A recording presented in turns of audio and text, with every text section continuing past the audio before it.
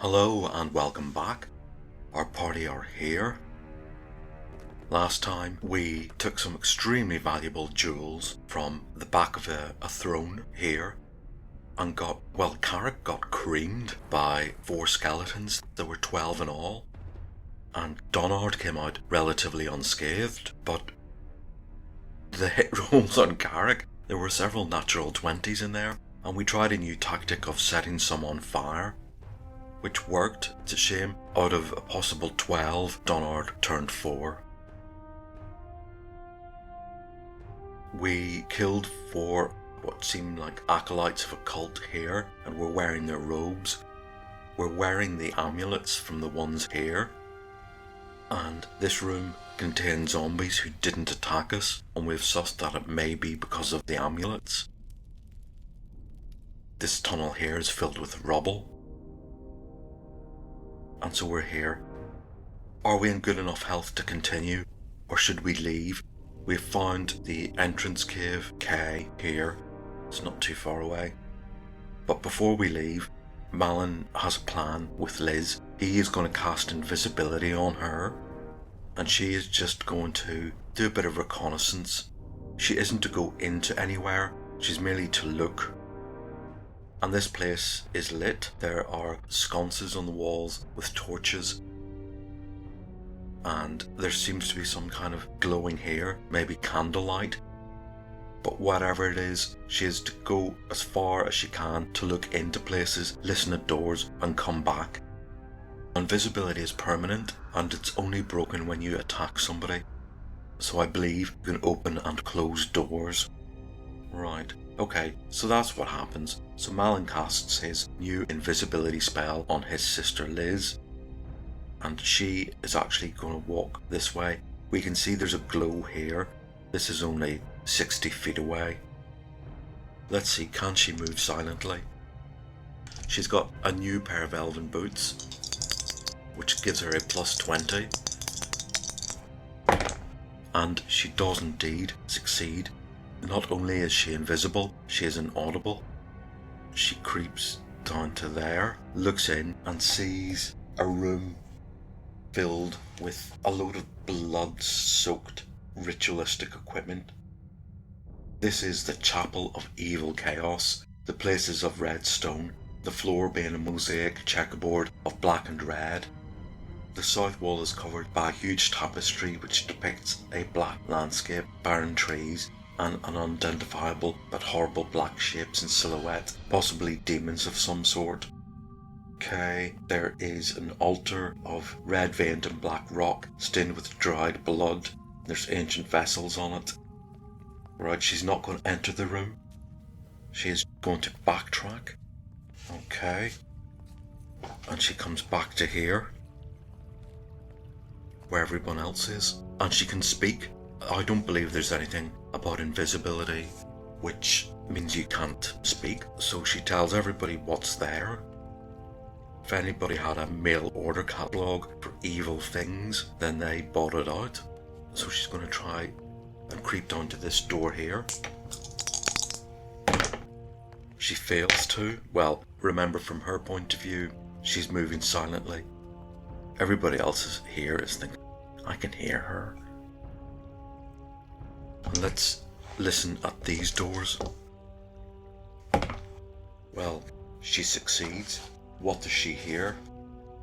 She hears voices, possibly 3, 4, or 5 of them. Right, so there are people in that room. She walks on to this next door.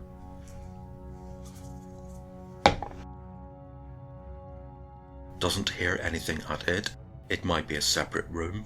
So she walks down this corridor here.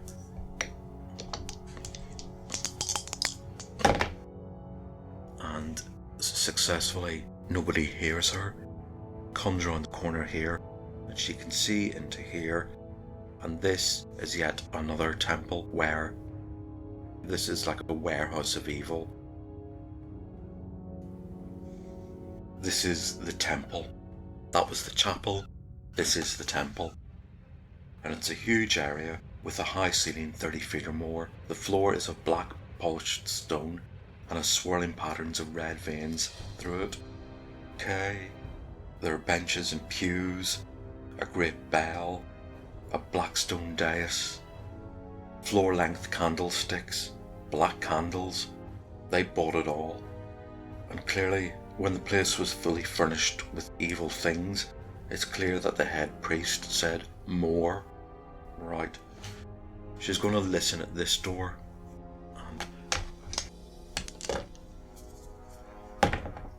And she doesn't hear anything. So she's going to try and open it. Can she open it silently? She can. She opens the door, it doesn't creak. She steps in and she sees a room filled with 20 skeletons and 20 zombies. And they're standing there motionless, sort of in a regiment formation. So she creeps back out, makes it back to here. Yep, and she is as silent as a mouse. I don't understand that expression. I've had mice and they make a hell of a racket. And then she makes it back to where the party are and reports everything that she's heard and seen. And this room here is especially worrying. Well, the temple is as well. We don't feel equipped for this. It's Malin who asks, okay, well, do you want to become uninvisible?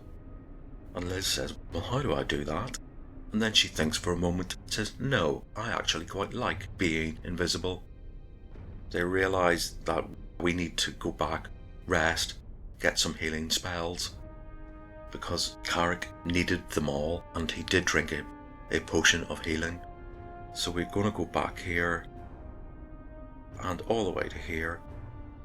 We think we're going to go outside to here.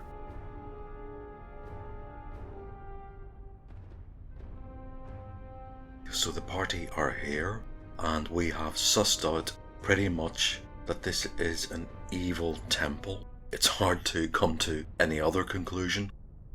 And since we're out of healing spells, Carrick has used his charge of the Wand of Healing. So we're going to go back round here, and as we make it back round here, we meet some other people coming this way. And this is the exit. This is that large corridor. And this is where we have come from. And this person here is, of all people, the jovial, happy priest. Let's roll for surprise. Because he is not expecting to find us here. And we certainly aren't expecting to find him here. And there's no surprise. Right. So, what's his reaction to seeing us here? 7 is uncertain. So, the first thing he does is he recognises all of us, Donard in particular, and he says, "Oh, hello, what are you doing here?" A rather obvious question, you know. And Donard says, "Just leaving." That is negotiate, roll again. So this priest says, "No, but really, what are you doing here? Where did you get those cloaks?" Because we're wearing the disguises of the priests. And that's 4. Alright, that's attack. Okay. So I'm going to take that as meaning you stole those cloaks, didn't you? What have you done with the priests? You have killed them. And Donard's reply is, "I thought you were against evil." Now what is going to go on here is that this is the priest, these are his 2 acolytes, and these are 3 members of the Iron Ring. 2 of them were in the tavern, and Sylvia made a perception roll and she saw a badge on one of them that he was indeed a member of the Iron Ring. And she recognises him, so she immediately knows something is up. She is not surprised. Is she sure? Probably not sure what is really up. The plot has been revealed. Right. Let's roll for initiative. it's mutual. So we're going to do missiles first. Now where is Liz? Okay. Indeed. Right, now these three guys are on crossbows, so they're the only missile people. Sylvia has different plans. Liz is still invisible, and so two are going to fire on Carrick. And they are level 2 fighters, and that's a miss. And that's a miss. And one is going to fire on Donard. And that's a miss. That's the missile round over. Spells. Sylvia is going to cast Charm on one of these three members of the Iron Ring. And they're allowed to make a saving throw versus spells, which I believe is 16 or more. And he saves. Okay. That was meant to be our coup de grace. Coup de grace. Right, okay. Malin is going to cast Sleep.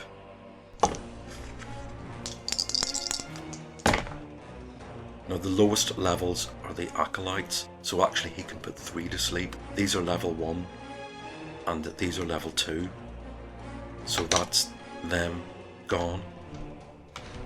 And one of them gone. Right, that's good. The only person who has spells is this guy, this evil cleric, and he casts, we're told, Cause Light Wounds, right, which is a reverse of Cure Light Wounds. And let's see what that can do. It does 2 to 7 points of damage to any creature or character. The cleric must make a normal hit roll. The book says he has a mace +1. I'm going to turn that into a Warhammer +1 for reasons I will explain later. And a Warhammer +1 does the same damage and you need a hit roll. So this is really quite a pointless spell. Why doesn't he just hit him with his Warhammer? So he has to make a hit roll on Carrick.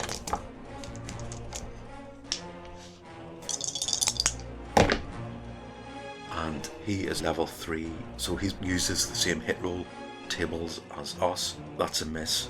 Right. So that is missiles, spells, it's melee. Right. Now Liz is going to make a move. Silently check. Which she fails at. But she's still going to move up to here. Will they, in the heat of the battle, have heard her? I'm going to say no, because Malin's going to start coughing and laughing maniacally. Because everybody hears her footsteps. I don't think she's going to be able to do anything this round. She's still invisible. Okay, now we have... we do have missiles. Sorry, we have our retainer. He's going to fire at one of the people who were firing us. Oh yes, excellent. And he does 3 points of damage to one of these Iron Ring guys. He is from 10 to 7. Melee. Donard is obviously going to go for this priest, who has an extremely high armor class of -1. And it ain't good enough to get past Donard, because he hits -3 and he does 5 damage. He's from 18 to 13. Then we have Carrick, who, well, almost does max hit and max damage. Takes him from 13 to 3. Okay, so it's round 2.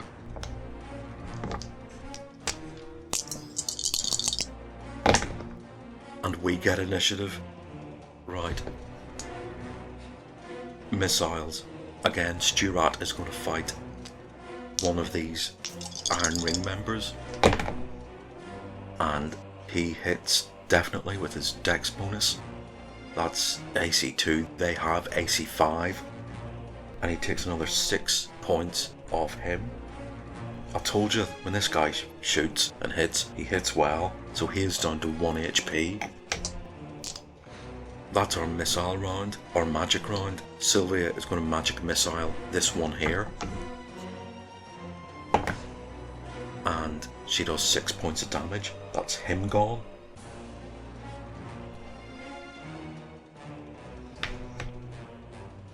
I should have done Malin with a throwing dagger. I will. That's his missile round.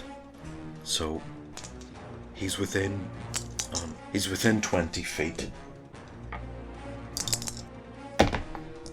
And he misses. Okay. Right. Now we have our melee round. We'll have Donard on the priest, who misses. Then we'll have Carrick on the priest, who misses. Then I'm going to make another stealth roll for Liz, and she succeeds, and she is going to try a backstab. Right. She has a short sword +1, and she gets 4 onto that.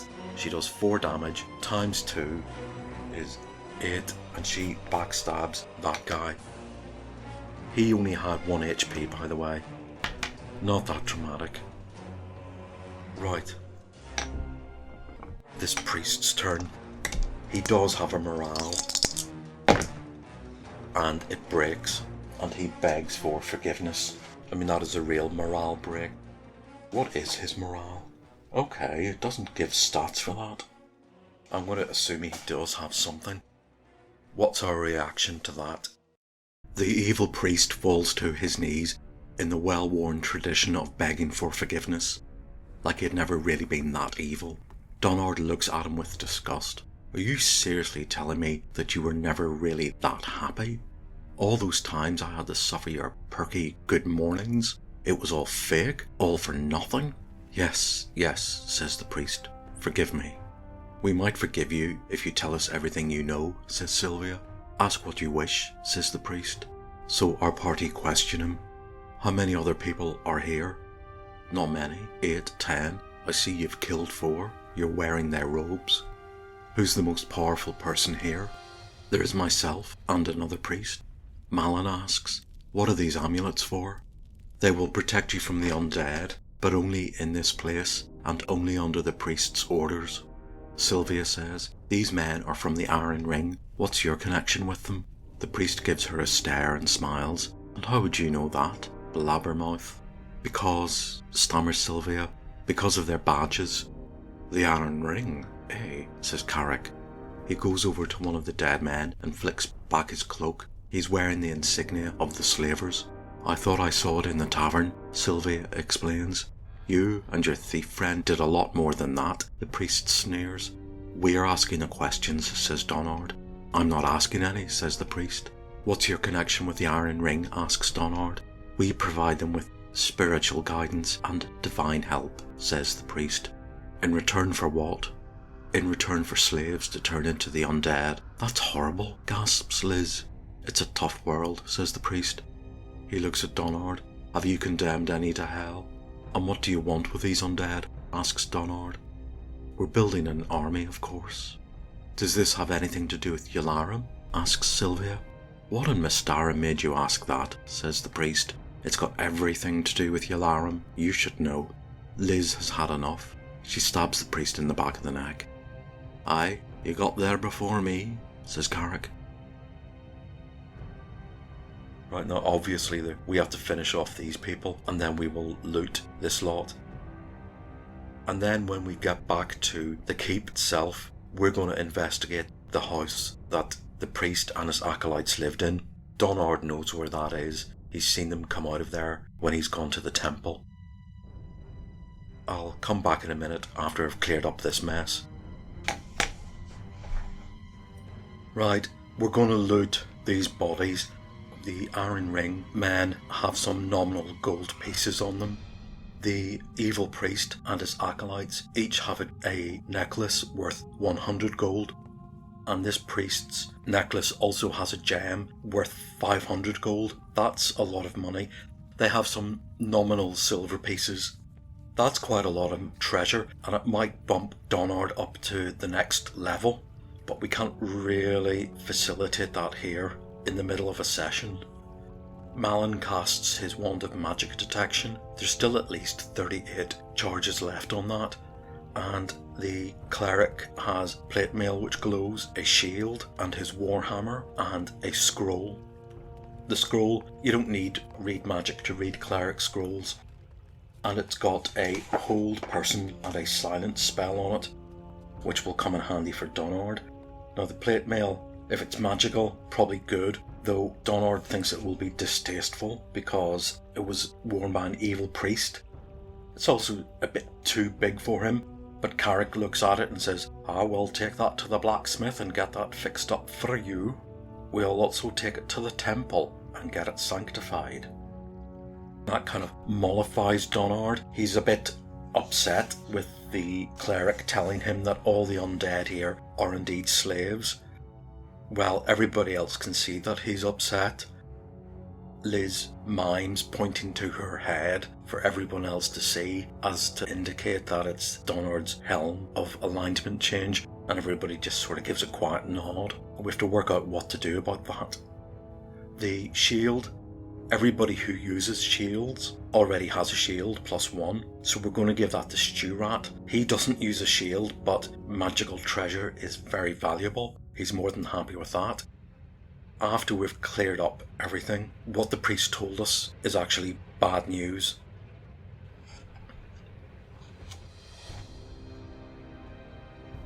We're here, and the priest has told us that there's maybe 4 to 6 other acolytes here, plus another priest, plus an army of the undead. Liz has listened to this door and heard talking, so it's likely that this is where the acolytes are. She has also crept into here and seen this army of the undead, and there's 40 of them, 20 zombies and 20 skeletons. And we haven't seen the priest, but we know there's an extremely evil looking temple here. Now if we leave here, rest, and come back, this priest is going to animate his entire army. These acolytes are going to be waiting for us, and it's going to be hell. And we also know that the amulets that we're wearing will protect us from this undead for a while, until this priest gives an alternative command. So we need to strike while the iron is hot, even though our plan was to leave here. What have we got? We've got, apart from all our fighters, we have about 12 flasks of oil, about 12 torches. We have a sleep spell. We have about 3 potions of healing. Maybe 4 actually. Right, is that enough to do it? If we fight this priest, he might animate this entire army while we're trapped here. So yes, we have to go for it. We have to go into this room where we know there are voices. Well, that's what we do. Let's see if we can do a quiet walk. And that's an odd number. No, we failed to do a quiet walk. Right, so we're told there will be a patrol. Things aren't going well. Okay, there's 8 zombies. We come down here, and 8 zombies come round here. They also have these special amulets, which give them a +1 level protection against turn undead. Now let's see who gets surprised. We surprise on a 1 or 2. They surprise on a 1 to 4 due to the echoing of our footsteps. And it's mutual. Zombies always lose initiative.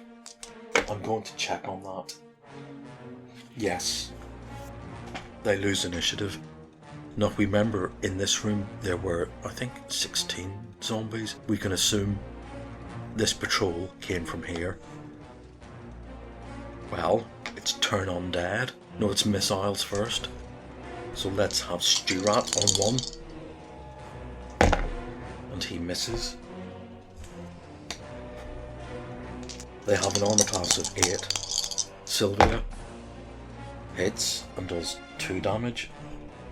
That's from 8 to 6. They all have 8 HP. Liz misses. Spells turn undead. Donard is a level 3 cleric, and he has to turn these as though they were ghouls. So he needs to get a 7 or more. And he fails. Right, okay, and it's then up to Carrick to see if he can take one out.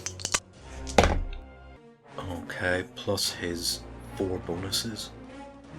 Yep, he takes one out. So there's 7 of them. Oh, good, we've not seen this before. Grim. 3 on Carrick. Miss. Hit.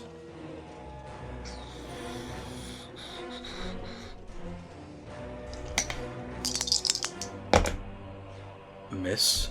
2 on Donard. Miss. And miss. Right. Round 2. It's us again. Right. Missiles. That's Stuart with his 3. Yes, he hits. And one is from 6 to 2.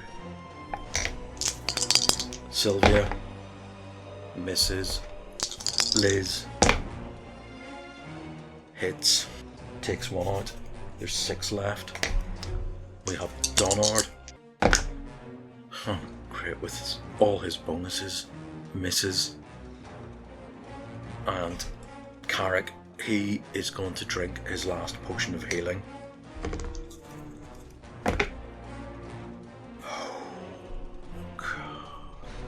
Right. Okay. So there's 3 zombies on him. No, sorry, forgot. Little Malin with his throwing dagger. Misses.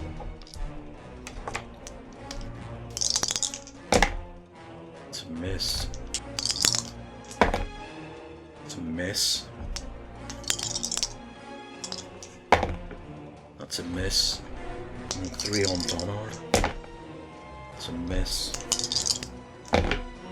It's a miss. And that's a miss. Right, round 3. Missile Stuart. Misses. Sylvia. Misses. Oh, that would have been a 17. Liz. Misses. Malin. Oh, hits. Takes one from 8 to 5. Donard. Hits. And he's not going to use the new Warhammer. He wants that to be sanctified. But that's good enough to take out that damaged one. And Carrick. Misses. So there's 5 left. So there's 2 on Carrick. It's a miss. That's a miss. There's 3 on Donner. Did you see that? It was at 8 damage. Right, that's a hit. That's AC 1, and he has AC 1.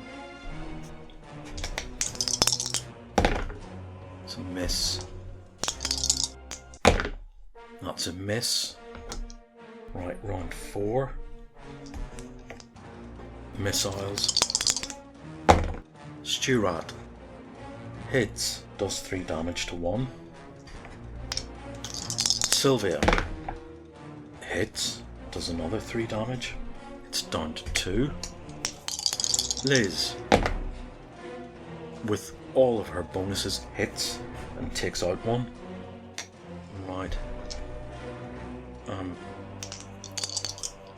We'll have Malin with his 3rd dagger, and he misses. And then we'll have Donard with his Warhammer.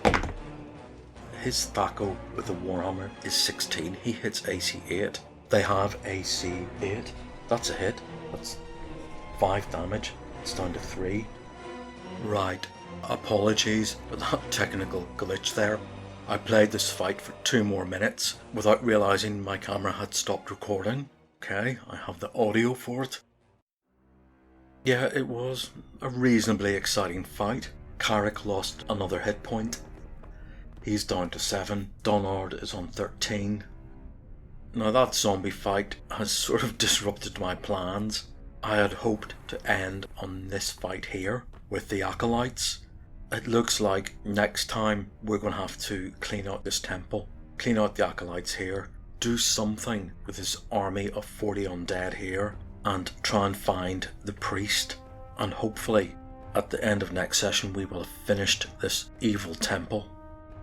Then we will go back to the keep. I believe we may have a level up in hand for Donard.